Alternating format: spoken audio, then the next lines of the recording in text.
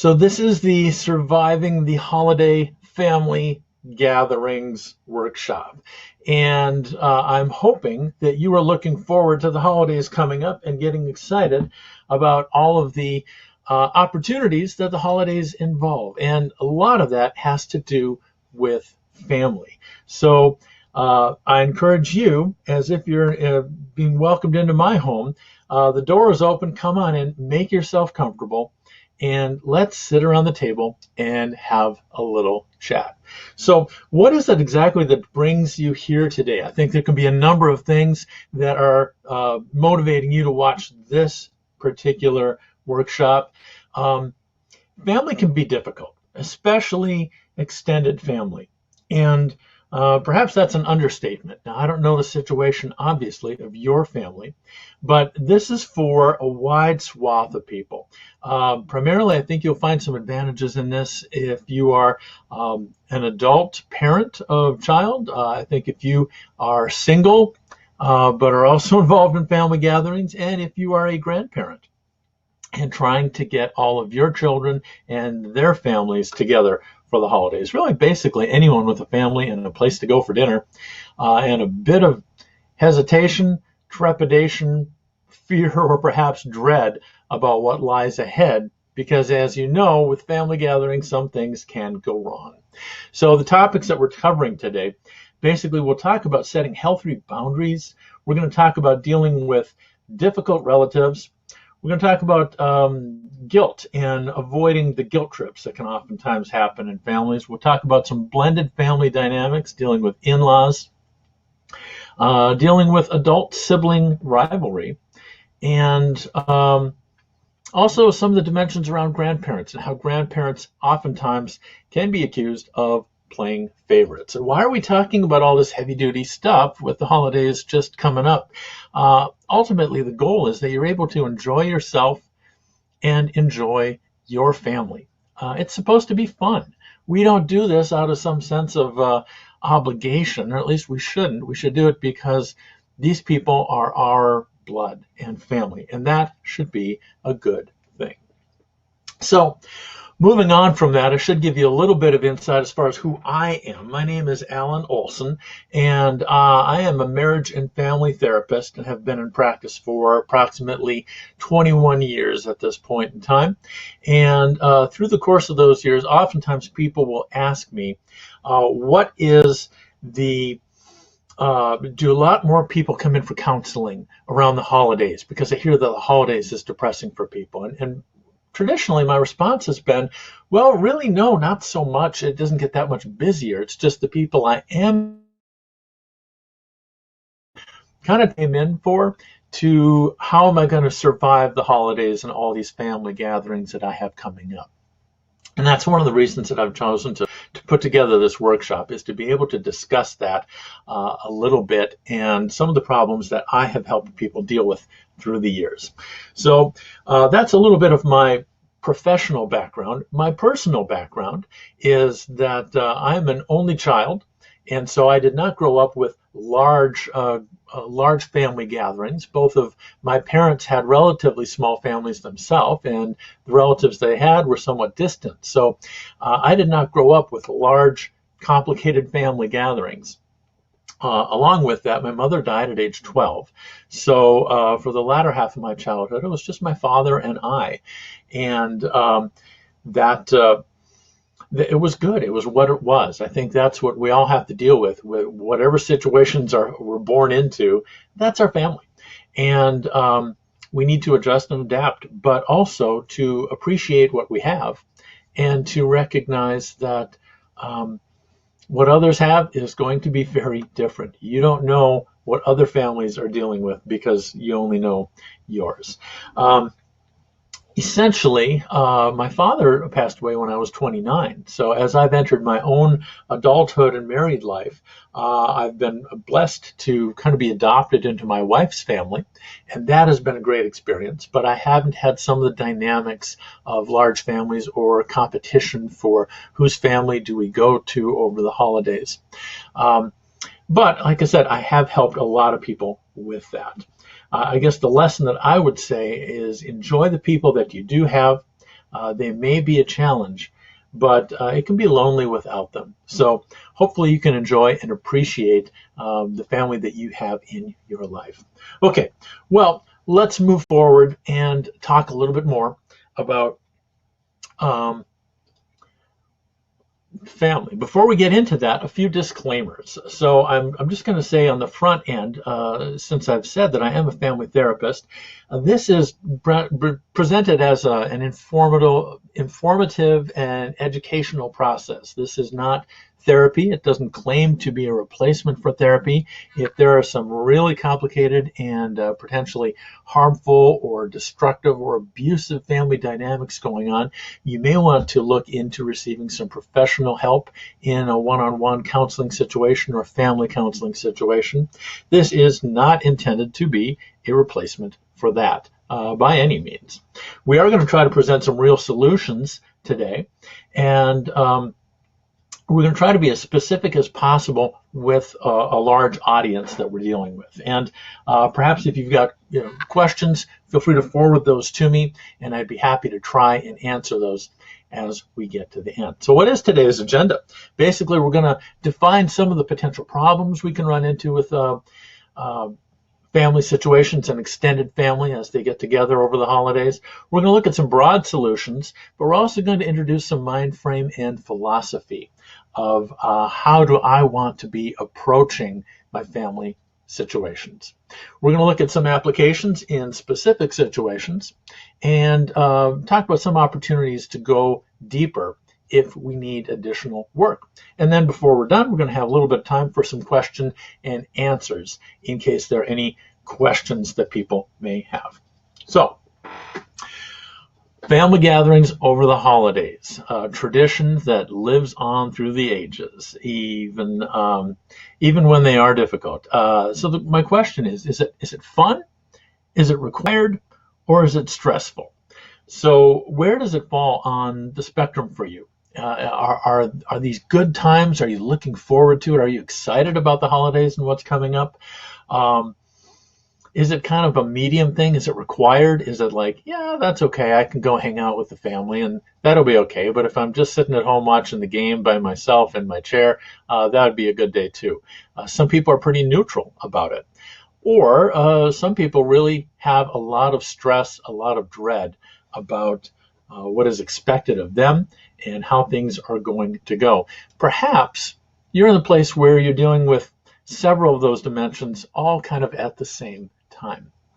So one of the reasons we have difficulties, we're going to talk about some of the things that can get in the way. And I think some of these are pretty obvious. We have difficulties because we are different people with different values and different beliefs. Some people may have honesty as a very high value, and you may be related to someone who will beg and cheat and steal whenever they have the opportunity to, but they're in your family. Well, what do you do with that? Beliefs are oftentimes a big source of contention. Some people may have some strong religious beliefs. Some people may have some strong political beliefs. And the extent to which those beliefs enter into the family dynamic can sometimes cause a lot of tension, a lot of subtle confrontation or open confrontation. People also have different expectations. And I think in particular, when it comes to things like family gatherings with extended family or family vacations, weeks at the cabin or weeks away, those are situations where oftentimes everyone has a little bit of a different idea of what they're expecting this time together to be like, to feel like, to look like. And those can clash if they aren't properly communicated. Moving on, boundaries is a huge issue. If you look at kind of the graphic in front of you, it's like a lane of a highway. And as long as we are staying in our lane, we expect there not to be any problems. But sometimes people get out of their lane, and that can cause some issues. How do we deal with the relative who is not respective of our feelings? How do we deal with extended family who make some assumptions about what our level of engagement or involvement is going to be, and they don't bother to ask us, and we can take offense at that? We're going to talk about that today.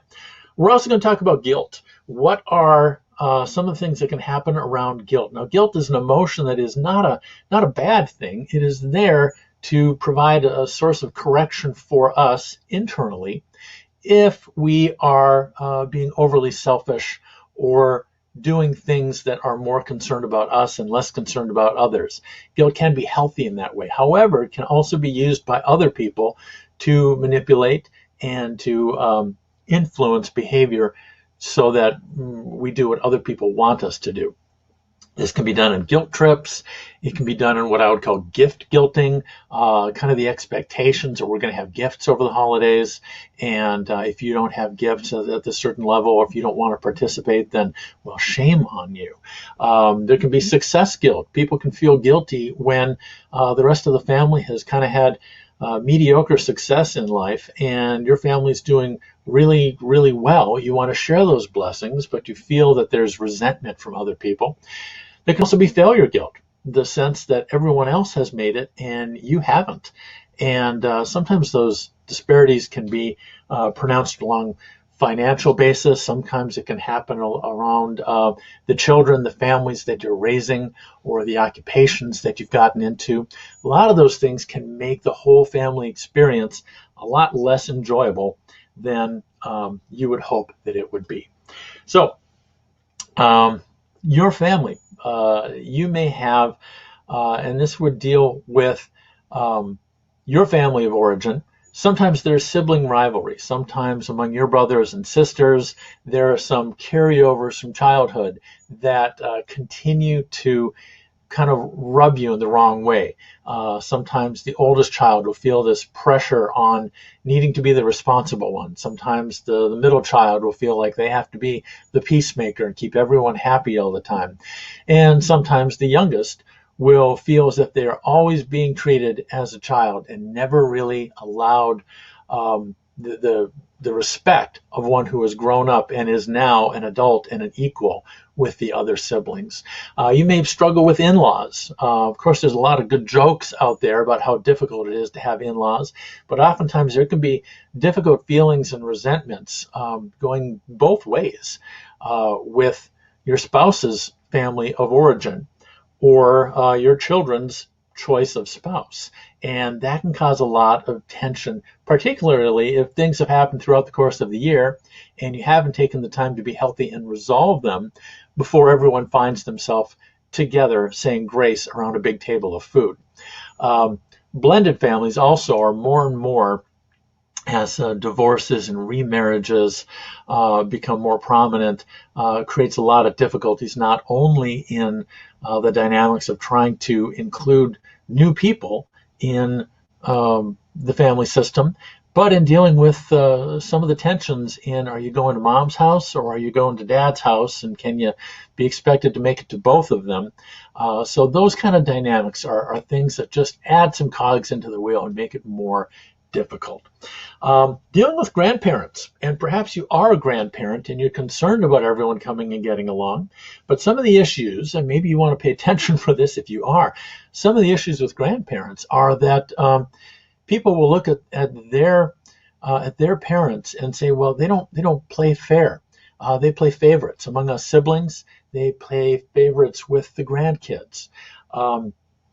Oftentimes, one might find that they feel like the grandparents are more bonded to some grandchildren and less bonded to others. Maybe the ones that live the closest and they're able to go to their games and sporting events and babysit for them. But you might be bringing your family from out of town and you feel like your kids are kind of getting second-rate attention because they don't have that strong bond. How do we deal with those types of situations as well?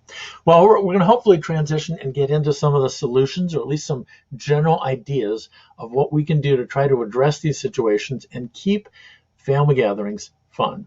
So the first thing I want you to do, and this is perhaps where you'd want to maybe grab a piece of paper and take some ideas for yourself if you're feeling that any of the material I presented in the last 5-10 minutes are a little bit triggering for you. What do I mean by triggers? A trigger would be an event, a circumstance, a situation, or perhaps even just thinking about a person that stirs up a feeling within you, particularly a negative feeling, some feeling of trepidation, feeling of resentment, bitterness, defensiveness. What are the situations that may trigger you? So, along with that, the question is when those things happen, and there may be several of them, maybe perhaps jot down some of the different circumstances or some of the different people that you feel do trigger you. My question would be, what is it that you feel when you are in that situation? When that person says this thing or does this gesture or glances at you and lifts their eyebrow the way they always do, what is it that you're feeling inside at that point? And by that, I mean for you to actually come up with a feeling. It's not fair to say, well, I feel like Uncle Leo is a jerk. I understand where that's coming from, but that's really not a feeling. And Uncle Leo may very well be a jerk. But what I want you to identify is what's going on within you. What are you feeling at that moment? Maybe I'm feeling disrespected by Uncle Leo. Maybe I'm feeling hurt, or that Uncle Leo is playing favorites with other people, but he's always kind of slighting me or has some kind of grudge against me. And that's bringing up a feeling of not being good enough, of being inadequate. The second question is, why do you feel that way? Is inadequacy a deeper issue for you? Is that something that goes back into your own childhood? Does that relate to other things that have happened in your life? Is that a raw wound because there's a lot of disrespect going on at work for you? Are there other things that are coming into the situation that make you more prone to have a deep emotional reaction when something like that happens? After you've gone through and broken that down, the follow-up questions would be, what is it that you want to feel? Where is it that we want to be when we're interacting with Uncle Leo or Aunt Edna or whoever it may be? How do I want to view this family gathering? And what would you need to get to that point? Now, here again, the easy answer is, well, just for Uncle Leo to not want to come, for him not to be there. But Uncle Leo can exercise his free will and be there. The question is, how do you get to the point of feeling the way that you want to feel, even if Uncle Leo is there, even if he does raise his eyebrow, even if he does present that comment to you? And that deals with what I call identifying your destination. I think sometimes we approach family gatherings rather reactively. We show up maybe with an open mind, but I'm going to react to whatever's in the environment. And if everyone's happy, then I let myself be happy. But if people are kind of grumbling or negative, then I find myself getting sucked down into that hole as well. Identifying your destination means being intentional about determining, who do I want to be? What side of my personality do I want to bring forward? How do I bring my best self and make sure that I'm able to stay on that track of being my best self, even if Uncle Leo or Aunt Edna gets into one of their rants and exhibits some of their behavior. So I think emotionally, to envision yourself feeling this way in the midst of the family dynamic, sometimes actually even rehearsing it, playing it out in your mind, envisioning there being kind of a negative tone or people talking about someone in kind of a condescending tone and being negative about it.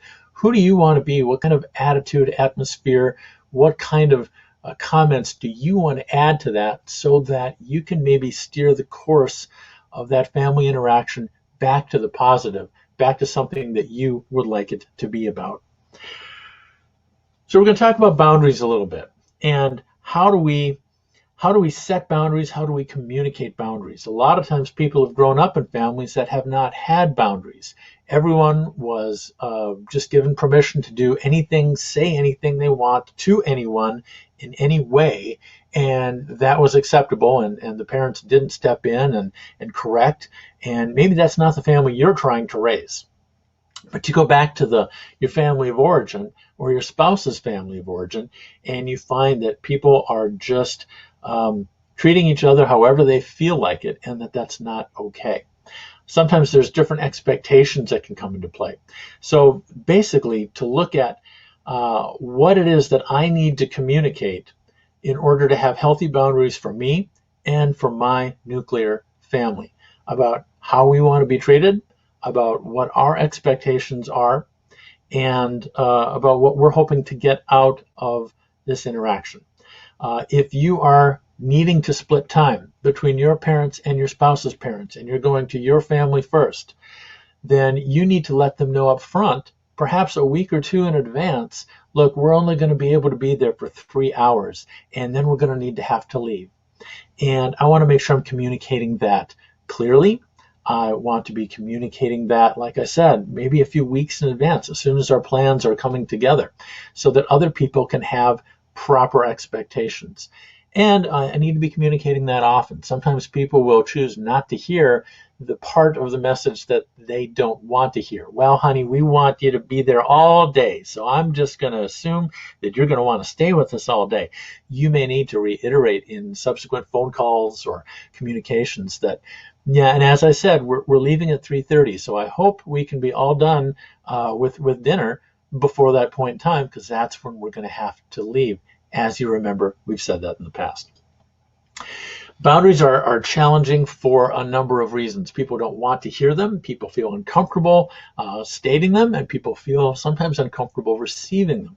But I think that's where you want to be mindful of, how do I prepare others accordingly for what our expectations, for what our plan is for this get-together. Also, to be preparing a calm, respectful response. Be consistent with who you want to be.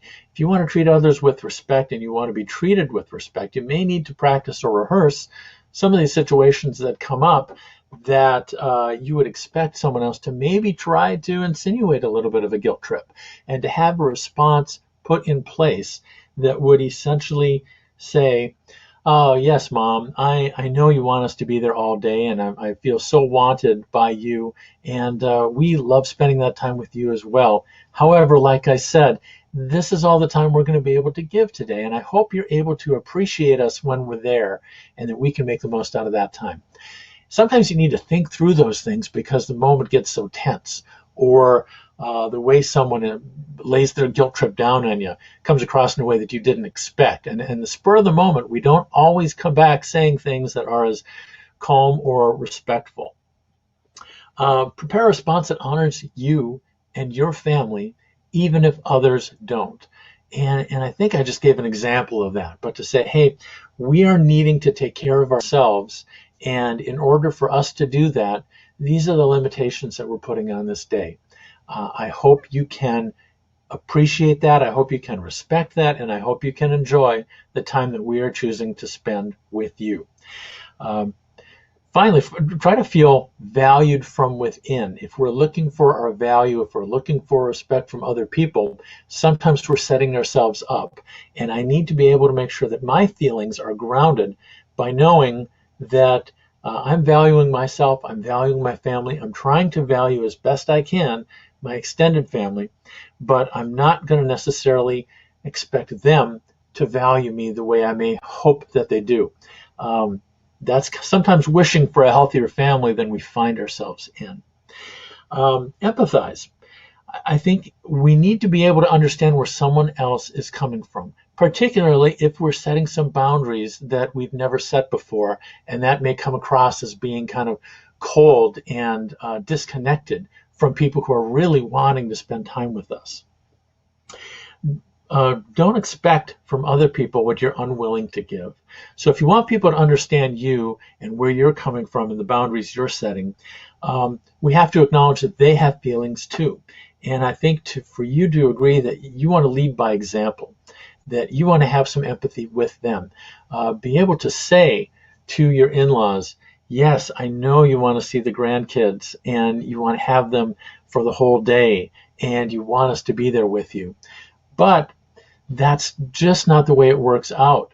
But we're so appreciative that you love your grandchildren and that you love being with us. Thank you for that. Acknowledging that what they're wanting is not necessarily bad. It just doesn't line up with what you're needing for your family. So I think when you empathize with the legitimate needs of others, they will feel heard, they will feel understood, and they can be more willing to understand and to take the boundaries that you're setting. Um, we're going to talk a little bit again about guilt, and how to handle guilt. I think also comes into that. Or am I being reactive to what others are saying, or am I being proactive in knowing who I am and how I need to conduct myself in order for this to be a positive experience for me and my immediate family? If I'm focused on that, then I'm able to feel okay in setting the boundaries that I need to set and expressing myself in ways that make sense to me, honors myself, and honors my family. Your primary responsibility is to keep your life balanced. Now, here I'm speaking to that traditional middle child who feels like they need to be the peacemaker. They need to keep everyone else happy all the time. That is not necessarily your job. And if you take that on, you're going to find yourself exhausted and hating family gatherings because you're trying to accomplish the impossible. You're trying to make everybody happy. And the larger the family is, the harder it is to make sure that everyone is happy. You just can't do it. You need to make sure when you're swimming in the pool that your head is above water and that you're breathing. Your primary responsibility is to keep your life balanced. And you need to make sure that you are happy with the day and the plan and how things are going. And if you're not, you need to be able to advocate for yourself. We don't need to be making sure that everyone else is happy, because sometimes they may be putting unrealistic expectations or demands on you. And if we've got several people putting unrealistic demands on you, trying to make them happy is just going to have you running around with your head cut off.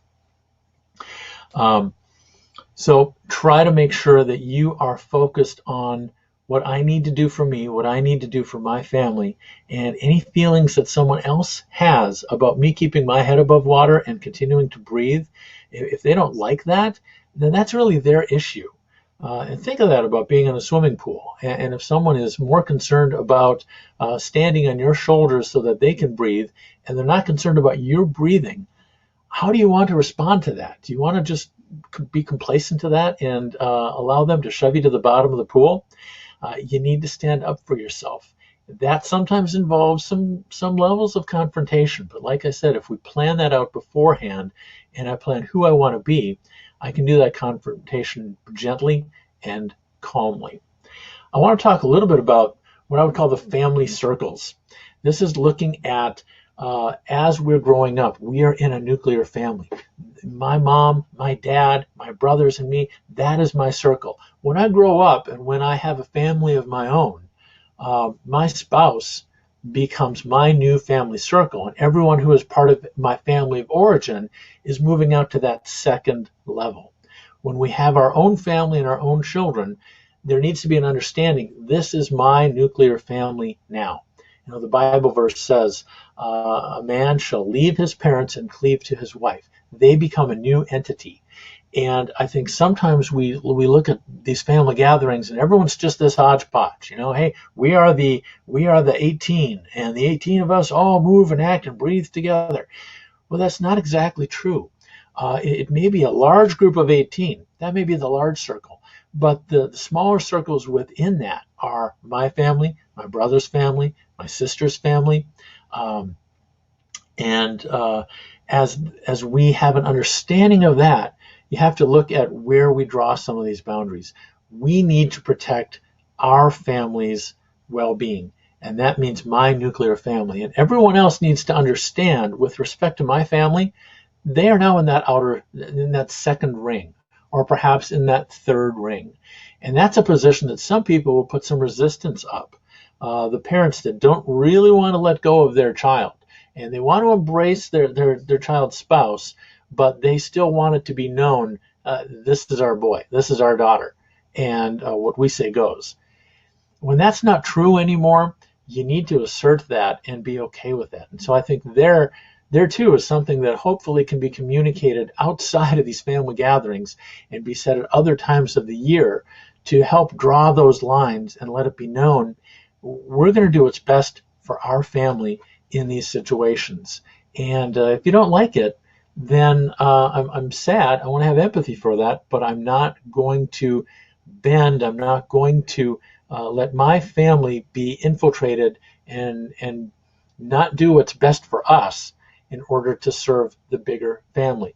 We can't do that, because if we do, we wind up undermining uh, the belief that our family has in us in valuing them and their needs above all others.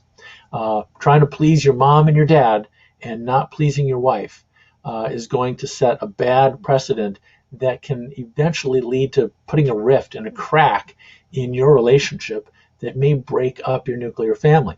Now, that may seem a little bit extreme at this point, but I think the general principle is we need to hold together as a nuclear family with whatever force comes against us, even if those are our extended relatives. And I don't mean to be contentious about this or say we need to show up at the front door of my brother's house ready for war, but I just think we need to be conscientious of some of these subtle factors that can enter in and drive a lot of resentment and residual negative feelings that we want to avoid.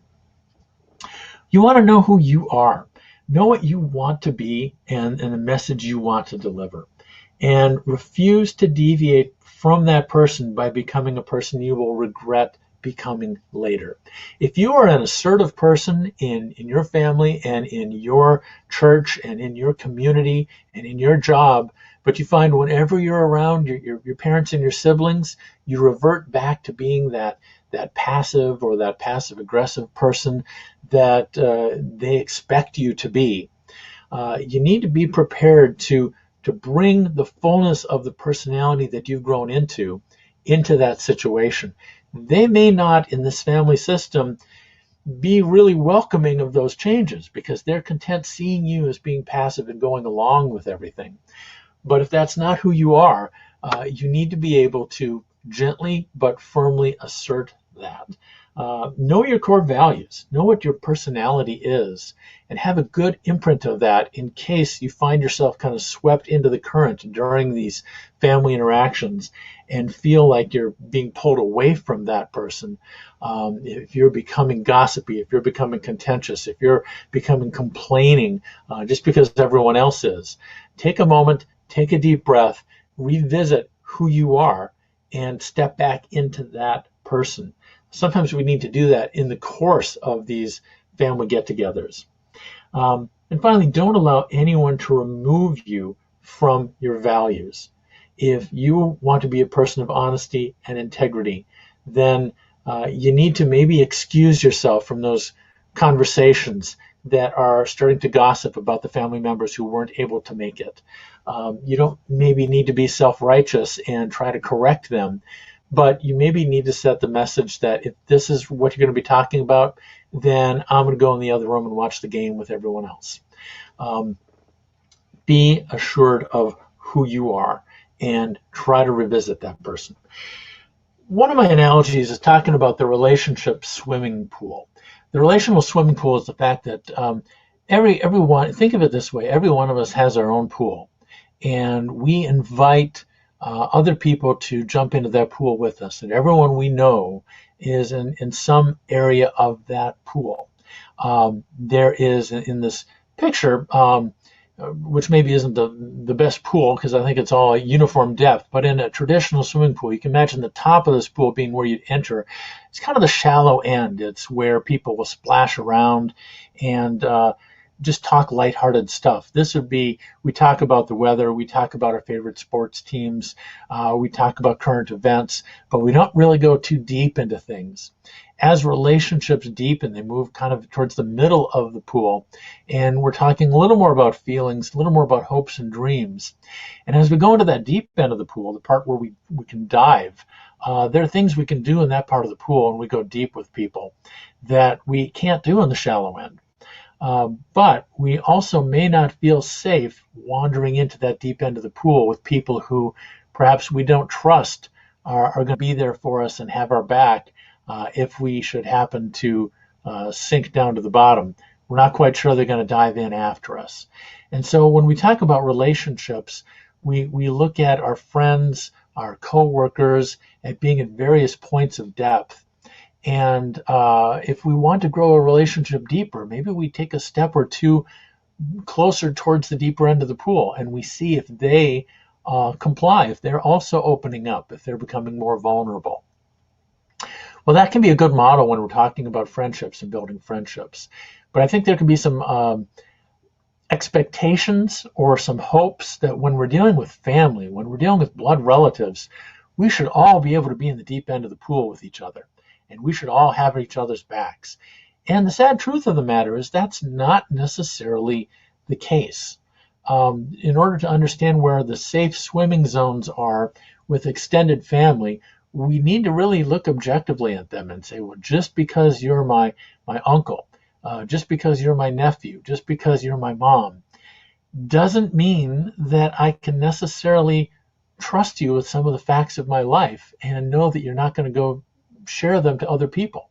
It doesn't mean that you're not going to use that against me. It doesn't mean that you're going to take that information and maybe guilt me by twisting that information some way around to your own advantage.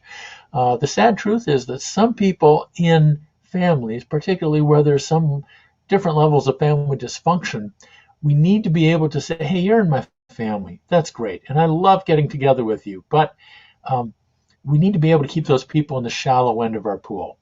And if this person has shown that I really can't trust them, I need to be okay with the fact that as deep as we may be able to get is just talking about the light stuff.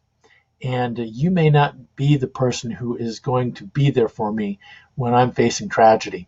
I may need to rely on other friends to be able to be in that deep place. I think that's a very sad thing. I think oftentimes there's some grieving involved when we realize that the people in our life who we love, who should be there, who we would like to be there in the deep moments of our life, may not be the best people for that.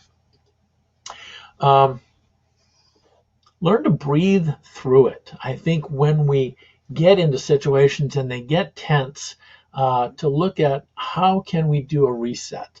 And you can't necessarily make other people do that reset. But I think when discussions maybe get tense, when there's insinuations that, well, my kids went to college and your kids are just being lazy bums sitting at home, and that's supposed to be a joke, and you're feeling really offended because your children have just been judged and shamed around the table, that you're able to take a step back from that and breathe, perhaps to let it go.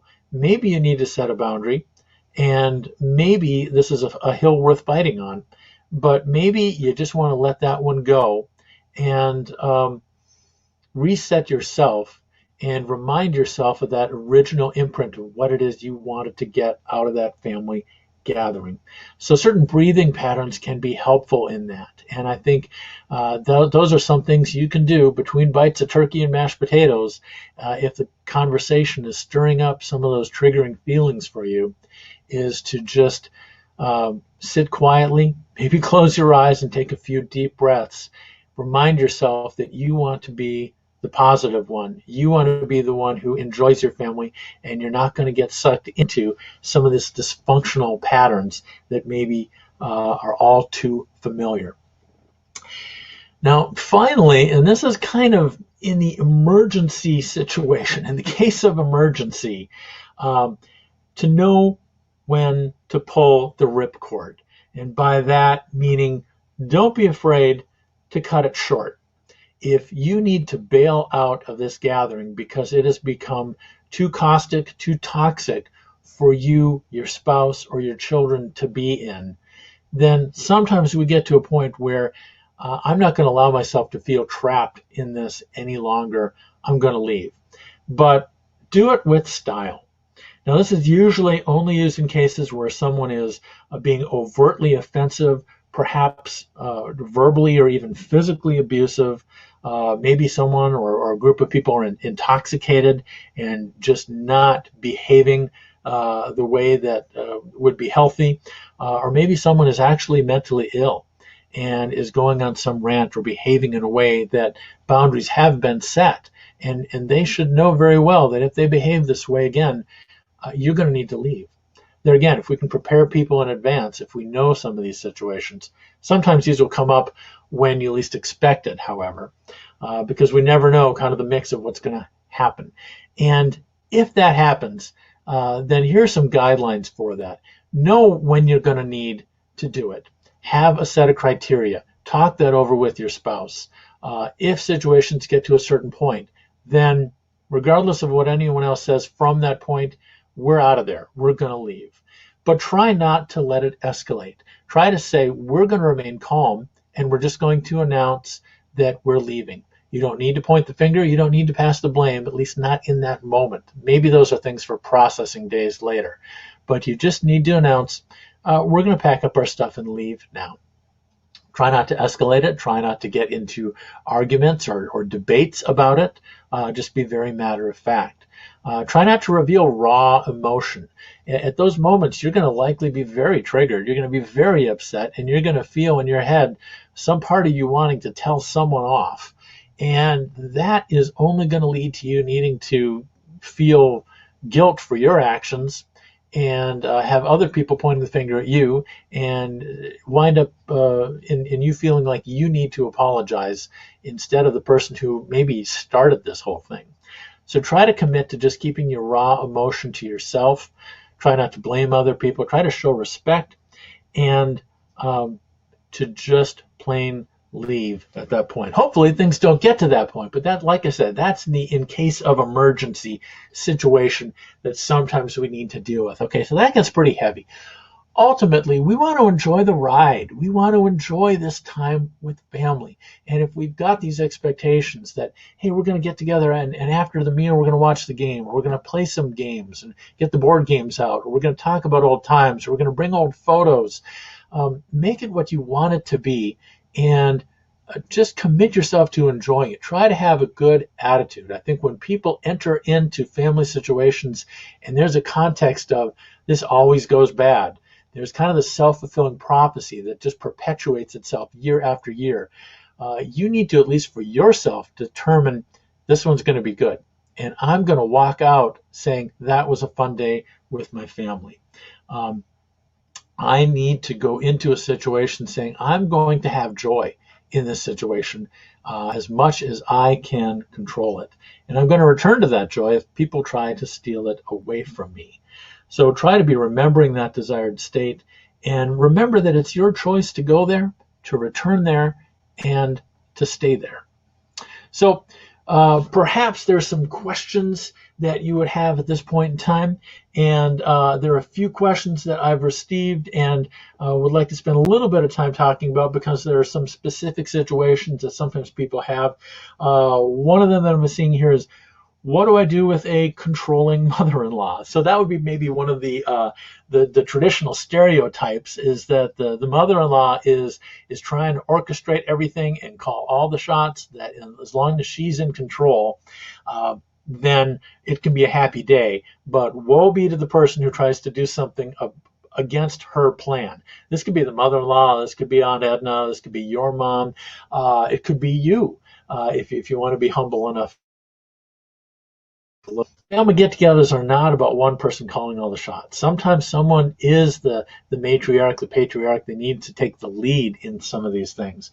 But I think what to do with it, going back to what I said before, the preparation piece of this, trying to be clear and to state some things in advance that say, well, I understand that this is when you're serving dinner. As it turns out, we can't be there then, so try to save some leftovers for us. And I'm really disappointed, but you don't have to change your dinner plans. Just know that we're going to be there afterwards, and we'll have dessert with you, and that'll be fun. And you're going to get some resistance when you set that boundary, but it's just about there again. I think returning to the fact of, we really appreciate the time that we get to spend with you. And I hope that you can appreciate the time that we're spending with you as well. It may not be as much time as you want. It may be a little differently than you want, but I'm really going to enjoy that. I'm going to enjoy being with you, validating the person, validating what they want, but also not bending in to what they're trying to manipulate you into. Another question talks about the know-it-all relative. How do I deal with a person who I'm assuming that means has an answer for everything, has done everything, and regardless of what you bring up, they've done it better. Um, I guess my first reaction to that is the methodology I call just smile and nod. Um, we don't need to prove our point. We don't need to be right. I don't need to call up my phone and be the fact checker on everything they're saying and be contentious with them. The empathy piece is saying, why are they the know-it-all? Why are they trying to be that person? Oftentimes it's because they actually are entering into this situation feeling insecure and diminutive, and they don't feel like they're measuring up to everyone else. Sometimes it is someone who's married into the family and they're feeling like they just don't belong there, or they're feeling like they aren't accepted. And so they're reacting to that in a way of saying, well, I need to impress everyone. I need to show them that I'm as good as they are. And that can really be received in the wrong spirit. But if you try to see underneath that and validate the person, perhaps in the long run, they won't need to be in that place of being so know-it-all-ish about things. Another question. Someone has an older sister who is a self-proclaimed expert in parenting. Okay, so this can happen with an older relative, or perhaps you've got a younger sister who specializes in early childhood education, and because of that professional degree, or the mother figure says, well, I raised all of you kids, and look how you all turned out, and so this is how you need to be with your kids. There again, that can be a very difficult situation where people feel like they are imposing, having other people's expectations on parenting imposed onto your family. And there can be a lot of resistance towards that. There again, the just smile and nod works really well. Thank you for that. I will try to think about that some more and see if that fits with our parenting in the way that my wife and I, my husband and I have decided to parent our children. Maybe acknowledging, yes, there are lots of good ways to raise a child, and I appreciate having that suggestion from you. We'll think that over. And you don't need to say, no, that's a dumb idea. That's just horrible. I can't believe you would spank your child for something like that. You're an abusive parent. You should be turned over to your child protection. How dare you suggest that? You don't need to be contentious like that. You just need to, give some sense of appreciation for someone sharing, but also set that subtle boundary that says that doesn't necessarily mean that I'm going to be following that way. One person says, my mother has the master plan and expresses grave but quiet disapproval if anyone attempts to deviate. So there again, that can be kind of the matriarchal organizer planner who is kind of passive aggressive. They're not going to be overtly saying, well, you can't leave. That's horrible. They're just going to they're going to lift their eyebrow. They're going to go, oh, well, I really think you need to reconsider that, and you need to do this differently, because we're all bringing gifts, and for you to not bring gifts, that just doesn't, I don't think that works with what we're doing. Well, how do I not bend to that? If my family can't afford to buy $20 gifts for everyone, and that's not something we're participating in this year, is not doing the gift exchange because we've communicated that we don't want to do that. Then the boundary needs to be, well, we don't want to interfere with that gift giving for those who are wanting to do that. So we'll just make sure we're coming before that, or leaving before that starts, or we'll come after that's all over. Have someone text us. We'll come over then. There again, you're going to get resistance to that. But when someone has that master plan, that is a really good indication that you're going to need to maybe draw some tighter boundaries and think through things more carefully so that you don't wind up being railroaded into someone else's plan. Two more that I'm seeing here. Shame for not spending more time with one set of the relatives. So I'm not sure which way that's intended. If that means I'm feeling shamed because I'm not spending time. Maybe I'm feeling shamed by my parents because I'm not spending time with my sister who lives across town, and maybe she's really at a time where she is more needy, and yet my family, there again, that first circle, my family's needs right now prevent me from being there for her the way that maybe everyone else is expecting me or wanting me to be. To say, yeah, I will do that to whatever degree I'm able to, but I'm trying to keep a lot of things juggling myself right now. I'm not sure if I'm interpreting that question correctly. Um, Shamed for being not spending more time with one set of relatives. I think sometimes I brought the grandparent dimension of the grandparents maybe favoring or wanting to spend more time with the grandchildren they're bonded with, and not paying enough attention. I think if you're the grandparents, you need to be aware of the fact that regardless how close in physical proximity or amount of time that you have, all of these grandkids want to know that they are special and valued. And if they are seeing you go over the top for some of their cousins and feeling that things are very different towards you, that's gonna be a hurt. That's gonna be a resentment. That's gonna leave a mark on those grandchildren and on those children's parents. So try to be conscientious of that. Finally, gift expectations outside of budget. I guess I kind of alluded to that a little bit earlier.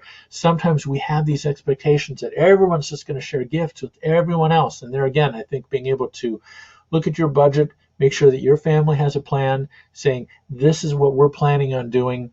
And you can maybe throw out ideas that maybe everyone just brings one gift per person, and we do one of those gift exchanges. There's all kinds of different ways of doing those that can be fun, that can make a game out of it, but not require everyone to bring 20 gifts for everyone else in the family.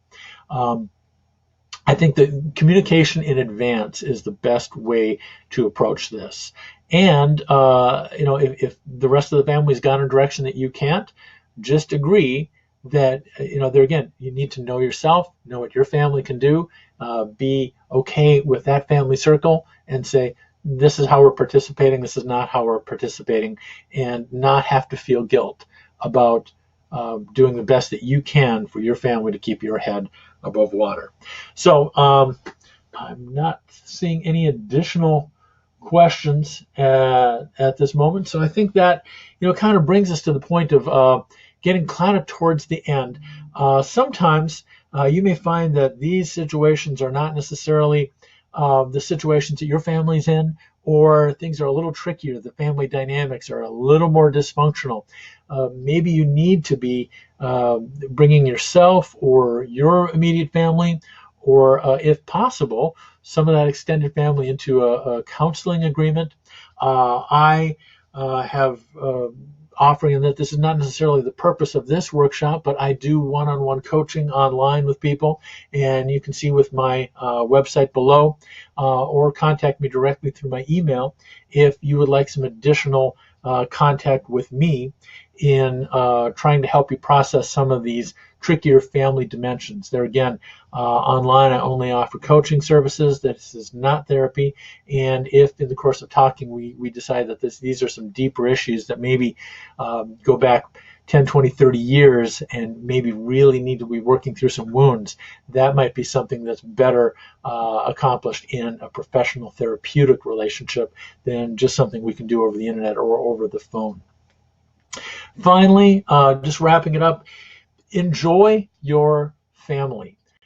Try to make the most of the people who are in your life.